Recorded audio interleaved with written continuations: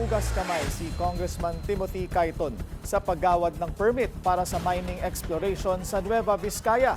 Paliwanag niya, Notice of Application Certificate lang ang kanyang pinirmahan. Isang tungkulin na kailangan daw gampanan. Narito ang exclusive agenda report ni Ivy Reyes. Nilinaw ni Nueva Vizcaya Representative Timothy Cayton na tanging certification lang na may Notice of Application ang Woggle Corporation na mag-explore sa Dupax del Norte ang kanyang pinirmahan at hindi ang approval nito. Ayon kay Cayton, ang Mines and Geosciences Bureau ng Department of Environment and Natural Resources ang nag-aproba ng exploration permit ng Woggle. Una na itong sinabi ng kongresista sa programang The Spokes ng Billionaire News Channel.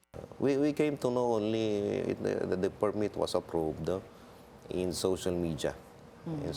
Shortly after it was actually issued. Yes. I have seen the photos of the MGB officers and also some personals of the FCF and I think Woggle Corporation. Ipinarating kasi ng Dupax del Norte Environmental Defenders sa BNC ang kanilang hinaing na hindi man lang sila kinonsulta, ipinag-alam at pinuntahan ni Congressman Cayton sa harap ng paglalao-mano ng tensyon sa Barangay Bitnong, Dupax del Norte kung saan may writ of injunction na inihain ng korte. Why did they not inform the public about this plan? Bakit itinago nila? Bakit inilihim nila? Alam nila eh. Alam po ng mayor, yung congressman po namin ngayon, na si Congressman Tim Cayton, alam niya. It's an awful lie. In the first place, it is not true that Congressman Tim Cayton is anti-mining. I don't want to believe him. And the people here in Nueva Vizcaya do not believe him.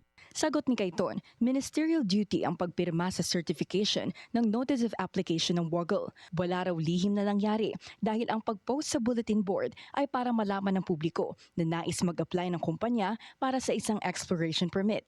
Kinumpirma ni Cayton sa BNC na pirma niya nga ang nasa dokumentong nakuha ng ating himpilan at nanindigan ito na wala siyang kinalaman sa aprobadong exploration permit ng Woggle. Dagdag nito, sakaling mapatunayang may violations ang pagkaka-acquire ng permit, sisikapin daw niyang ipa-revoke ito. Sinubukan nating kunin ang panig ng DENR pero hindi pa ito tumutugon sa ating mga mensahe. Pinanindigan naman ni Cayton na walang iligal sa pagpirma ng certification dahil kung hindi niya raw gagawin ang kanyang ministerial duty, baka siya naman ang kasuhang lumalabag sa Anti-Red Tape Authority Law. Para sa Agenda, Ivy Reyes, Billionaire News Channel. Manatiling nakatutok sa Billionaire News Channel. Sumubaybay sa aming social media accounts at mag-subscribe sa aming YouTube channel para sa mga eksklusibong balita at storya.